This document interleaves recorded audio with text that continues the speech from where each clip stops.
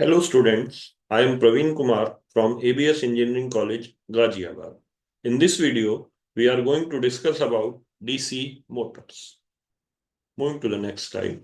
So first of all, we will discuss the operating principle of a DC motor.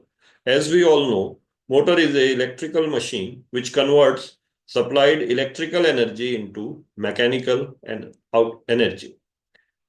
So the operating principle of a DC motor can be explained in such a way that when a current carrying conductor is placed in a magnetic field, then this current carrying conductor experiences a mechanical force which is given by F is equal to BIL Newton, and the direction of this force is given by Fleming's left hand rule.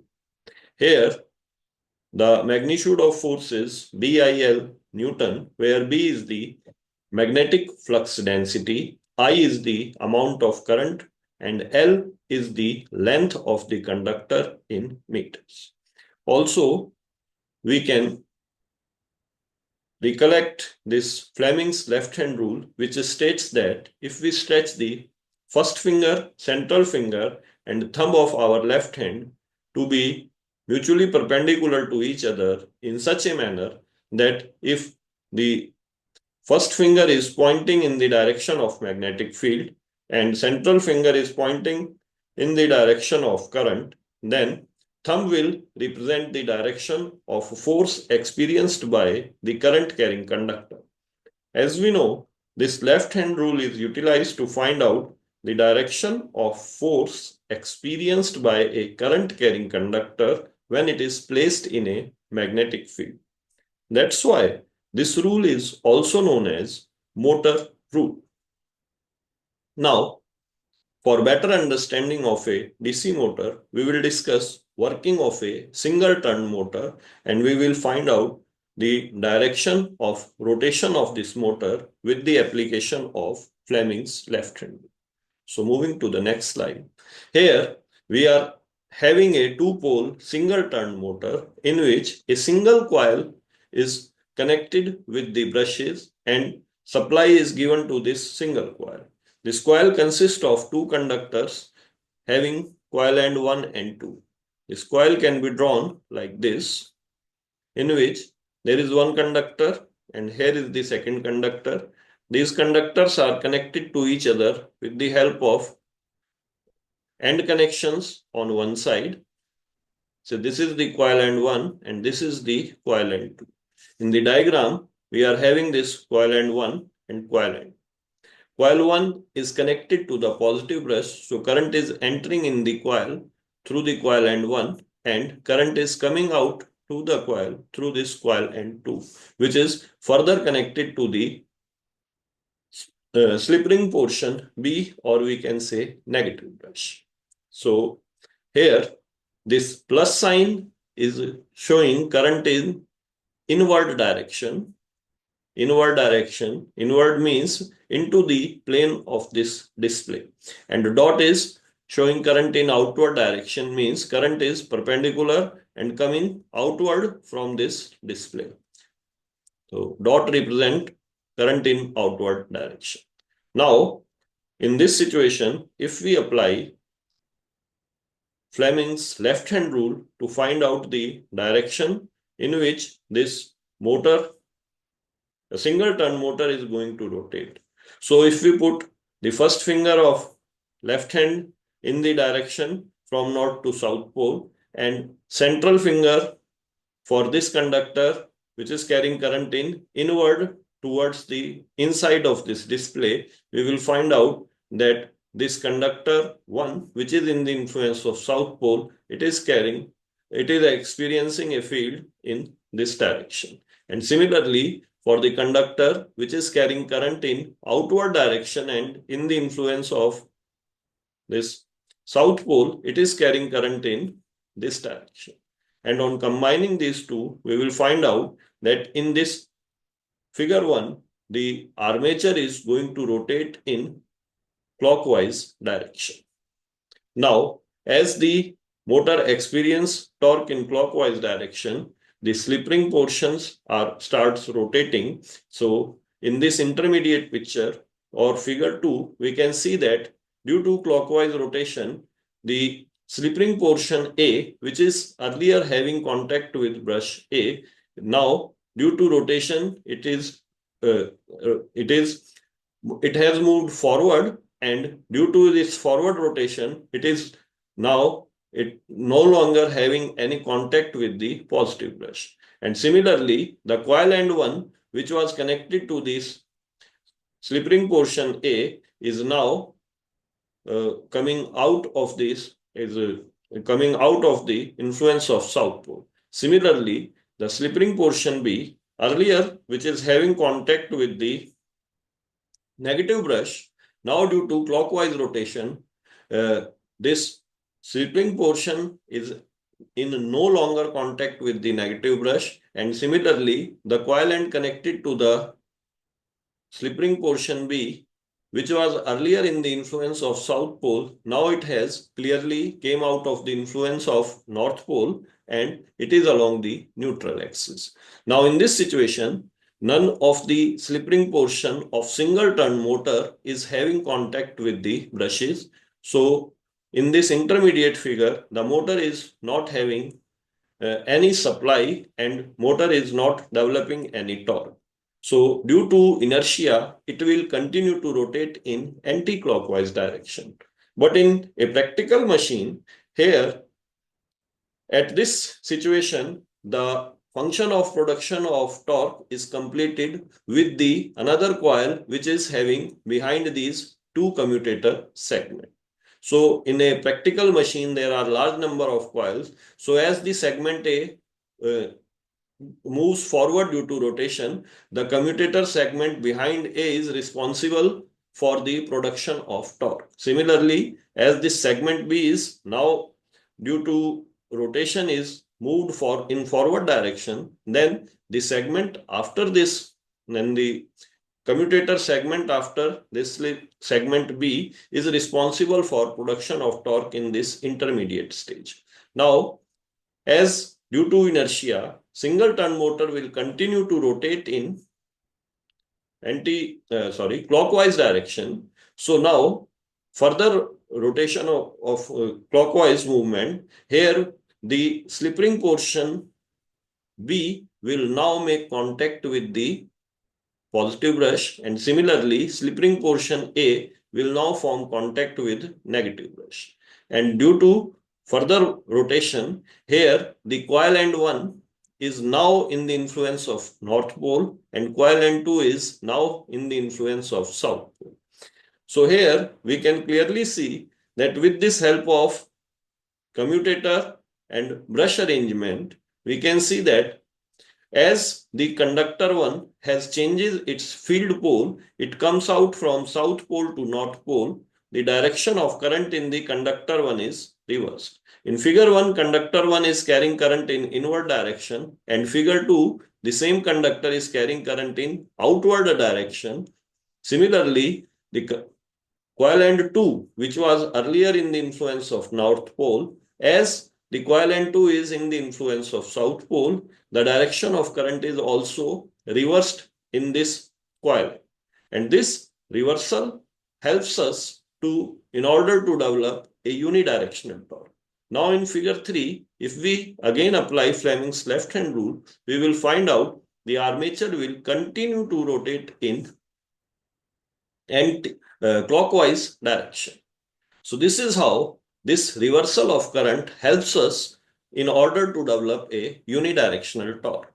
So this is the commutator action which makes the function of motor possible. So we can summarize the function of commutator in case of DC motor, that with the help of commutator in DC motors, we can convert the supplied DC current into alternating current. And this reversal of current in each conductor as it passes from one pole to the another pole helps us in developing a continuous or unidirectional torque in the motor. So here, in case of DC motor, the function of commutator is exactly opposite to the generators, where in case of generator, the function of commutator was to convert the induced armature current, alternating current into direct current across load.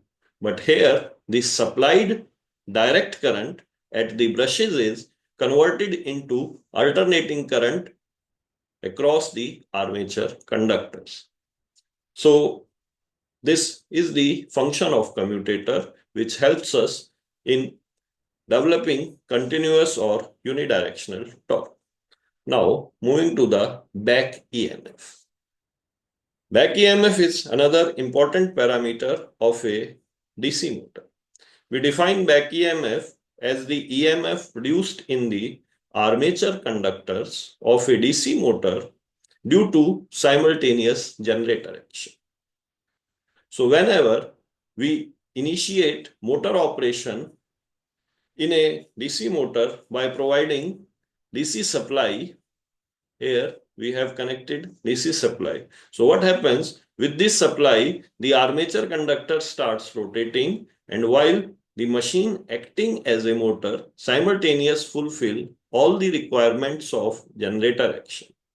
So the armature conductors of a motor develops a induced EMF in them due to this simultaneous generator action, and the magnitude of this EMF is given by the same relation P phi Zn upon 60A, where this EMF is represented by EB and known as back EMF. This EMF is known as back EMF, and the main cause of production of this EMF is the simultaneous generator action which is taking place in the motor armature. So this back EMF acts opposite to the supply voltage, and in order to continue the motor operation, the supply voltage has continuously overcome this back EMF. Here we can see line diagram of a motor armature in which V is the supply voltage, IA is the armature current, RA is the resistance of armature circuit, and here is a back EMF EB, and we can clearly see the polarity of this back EMF is in direct opposition with the supply voltage. So in order to continue motor operation, the supply voltage has to overcome this back EMF. So from this line diagram, we can clearly write voltage equation of the motor. V is equal to EB plus IA RA, which states that the input voltage, the supply voltage to the brushes, V is equal to back EMF plus voltage drop across armature circuit. So this equation is known as voltage equation of the motor. Now in voltage equation, if we multiply armature current on both the sides, then we get another equation which is known as power equation of the motor. And this power equation, V into IA is the input power or power taken from the supply. EB into IA is mechanical power developed in the armature, and IA square RA is the armature copper losses. Here we can find out a condition for maximum mechanical power. We all know mechanical power as from power equation is EB into IA, or which is equal to V into IA minus IA square RA. For maximum mechanical power in motor armature, differentiating this mechanical power with respect to armature current and put it equal to 0. So what we get is V minus 2 IARA is equal to 0, or this mechanical power is maximum when V by 2 is equal to IARA. So if we put this condition in voltage equation, and we get this P mechanical is maximum when back EMF is half of the applied voltage. by voltage equation. So maximum mechanical power is developed in the armature when this back EMF is equal to the half of the applied voltage and the another half is equal to the voltage drop in the armature circuit resistance. So this condition is never achieved in practice because in this condition, here if we focus, if the value of back EMF is, if the EB is equal to V by 2, it means the another half of the voltage is dropped in the armature circuit drop, then IaRa is also equal to V by 2. So in this scenario, the power developed in the armature is maximized and along at the same instant, the armature copper losses are also attaining its maximum value. So if we find out the efficiency of the motor, so that efficiency is coming out to be exactly 50% if we consider only the armature copper losses. And if we further increase, if we further consider other losses, then we will find out that at this particular condition, when back EMF is half of the applied voltage, the overall efficiency of motor is well below 50%. So this condition for maximum mechanical power is never achieved in practice. Now, one more thing, significance of back EMF. So here, this back EMF has quite major significance for motor operation. The first thing is, we all know mechanical power developed in motor armature is EB into IA. So here we can see that the power developed in armature is directly proportional to the back EMF.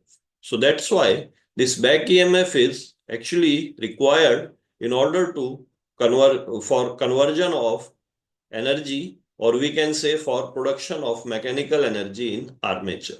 Higher is the value of back EMF, more mechanical power will be developed in the motor armature.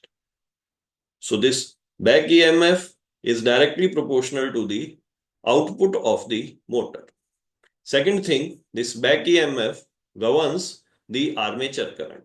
Here we can see that from this line diagram, the value of armature current IA is equal to V minus EB upon RA.